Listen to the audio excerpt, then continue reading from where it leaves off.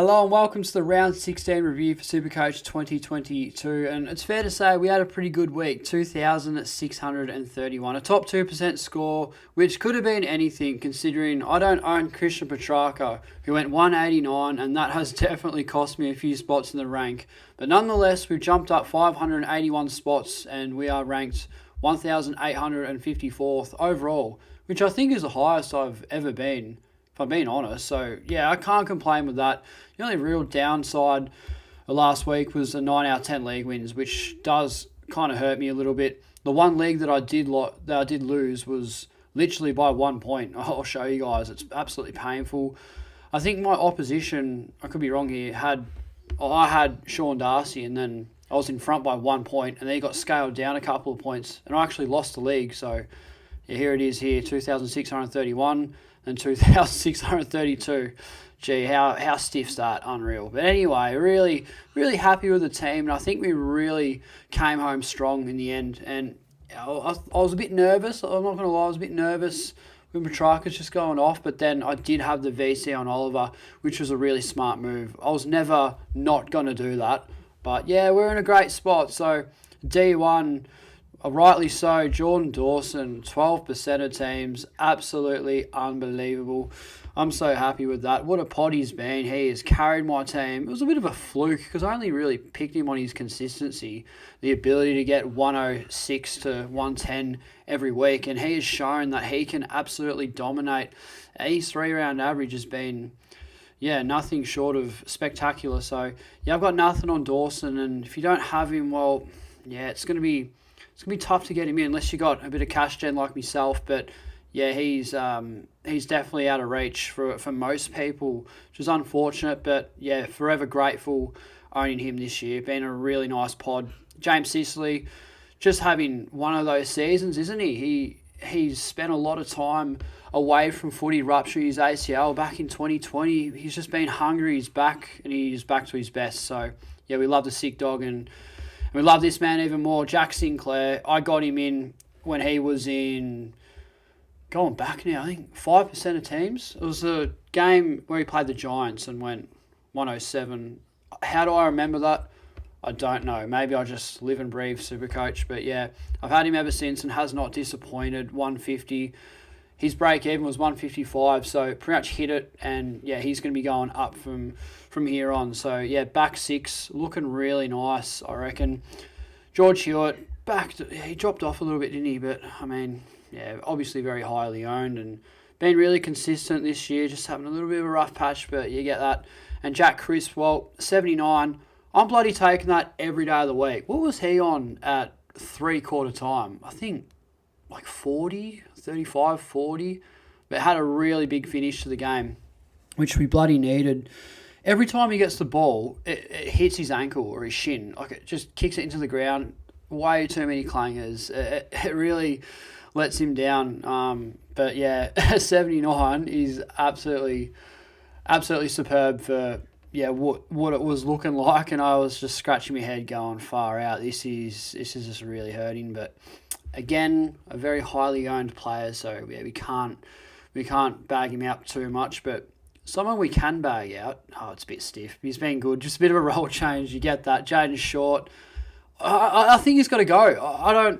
It could be controversial because, well, he plays North this week. I'm pretty sure. Let's have a look actually, because that's the team where he's definitely gonna beat up on them. But no, he doesn't. Maybe it's the following week. I don't care. I want to get rid of Short really badly. He has just been doing my head in ever since he's done that mid-forward role. His disposal efficiency has absolutely shit the bed, and he's somebody that, well, doesn't look anything like a primo, just a bit of a fake primo. I'm not sure, but I think I'm going to trade him, and I'm going to let you guys try and talk me out of that one, because I know what he's thinking. Spills 3 trades left. There's still, 6 more rounds of the season, or 5. Was it round 22 or 3? But anyway, it's still a fair bit to go, and leaving yourself pretty short when you own blokes like Kelly and Darcy, all this carnage, all this potential injury proneness. I don't care. I think Short's got to go. So at this point in time, I will trade him, but I'll reveal that obviously later on in the video when we do our trade plans. So, Parnell was okay as cover, and D'Ambrosio, well, he will probably hold his spot all season. He's been a really nice pickup. Just love the way he goes about it. Really good by foot. For a bloke who's only played, I think, 3 games now, it's just unreal. I mean, the mid-season draft is so handy, and players that just grab their opportunity and take it. I don't think he's going anywhere. So it was a bit unfortunate. I did get rid of Ware, who scored 89, but he would have been great coverage. But I think D'Ambrosio is fine as well. So I'm pretty happy with this back line. It's only Short that's really disappointing, but as I said, I think I'll get rid of him. So on to the midfield, and how good was the midfield this week? Absolutely stood up when it was not one bad score except Cripper, but I mean, just under the ton, you get that. But yeah, Oliver.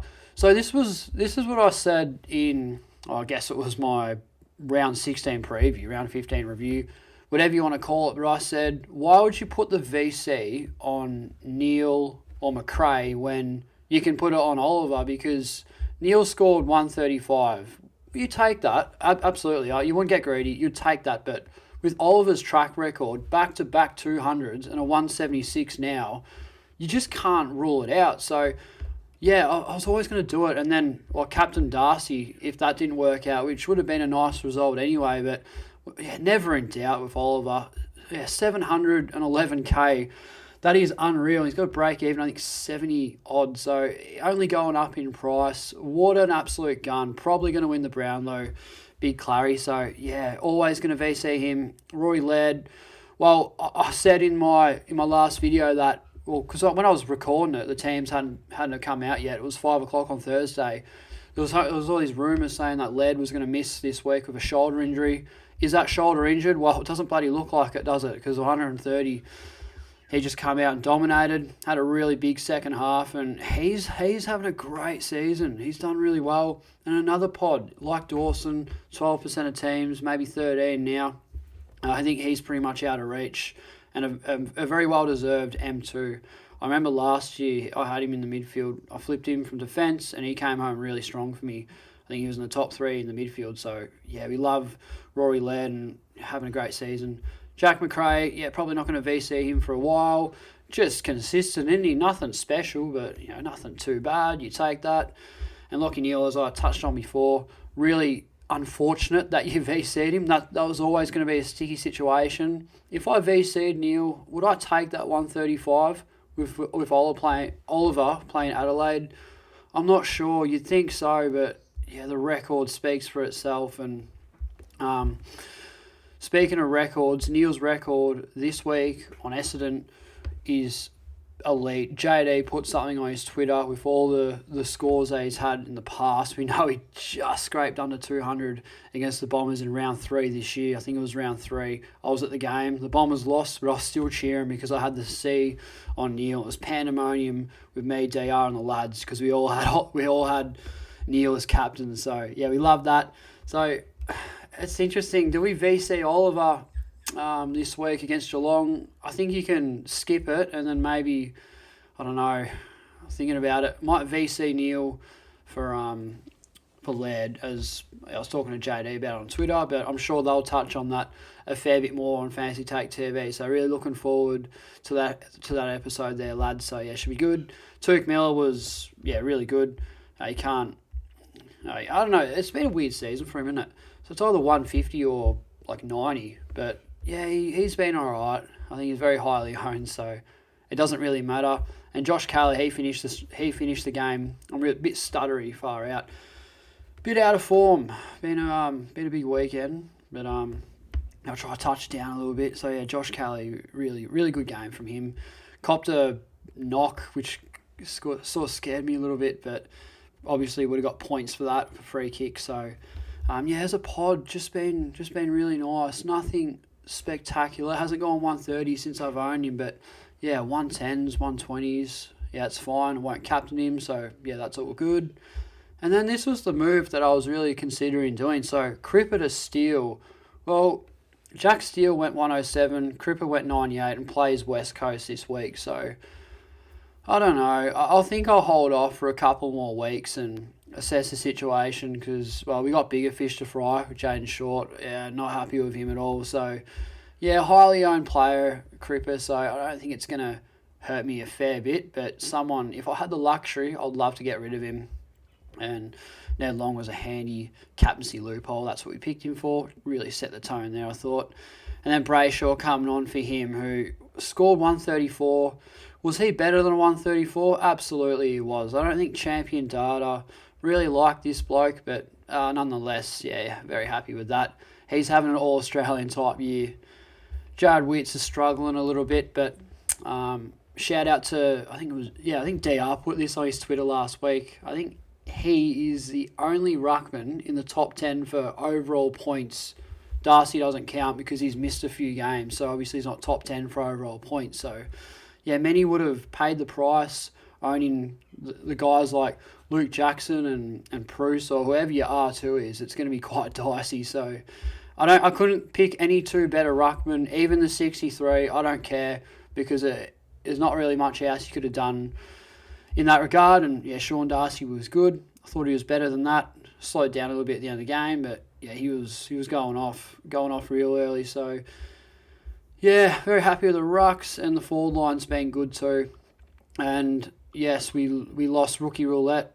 We didn't lose it because we had no other choice to field Rioli, but that was really disappointing. I put something up on my Twitter about all the scores that I had fielding Rioli, and then all the scores that I had having him on the bench, and the ones on the bench were a lot more juicier than the ones on field. I don't know if you guys know this. A lot of viewers that have been following me for a while would, but I copped Rioli 7 on field when I traded him in, so that was really stiff. But well, you get that. Hopefully the last time I have to field a rookie, hopefully get big Timmy English back this week. That would be so bloody handy. God, we've been waiting patiently for him, so hopefully we get him.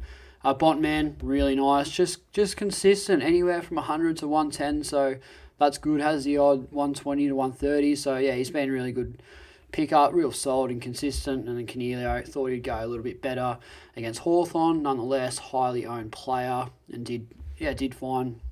Will Brodie, that's fine, can't complain. Dunkley was good, and Parker really slowed down a bit, I thought. He should have scored 140, but had a really quiet fourth quarter when the Bombers started really getting going, and they had a great win, which was great to see. So, yeah, this is the side, and really happy with it. I would change a couple of things, Short and Cripper, but this week, obviously, I'm leaning towards Short, so I think I'm going to get rid of him. Do your best in the comments, Spills. Don't trade him out. I want to hear it, or give me some advice. What would you do? But I think as a real sort of antipod type thing, he's in a lot of teams, and he's playing a real dead end role. It's not friendly for Supercoach, and the role that I like better is this guy's role, Bailey Dale. No Caleb Daniel on the side. He is going to step up. There's no doubt about that.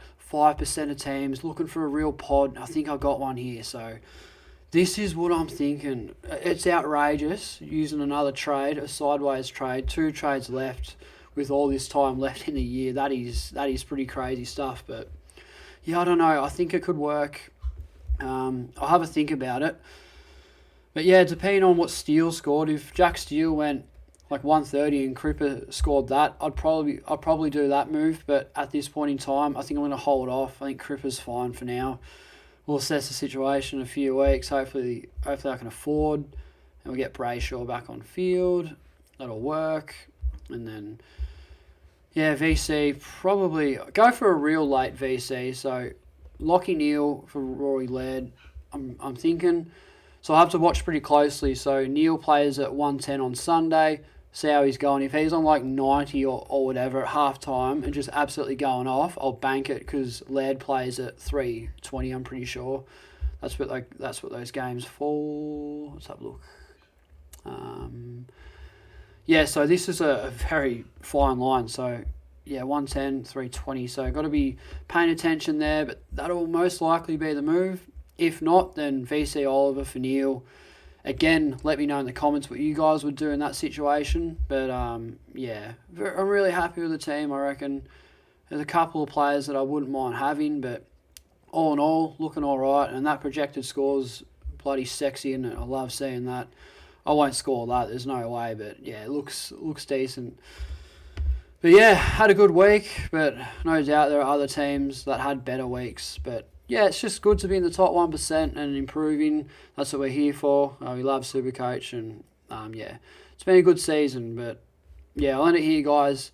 Hopefully everyone's doing well, and let me know your thoughts on the team and what you reckon I should do. And if you have any questions, I'll feel free to drop them, and I'll get back to you there in the comments when I get around to it. But yeah, for now, take it easy, everyone. Look after yourselves, and as always, I'll see you guys in the next video.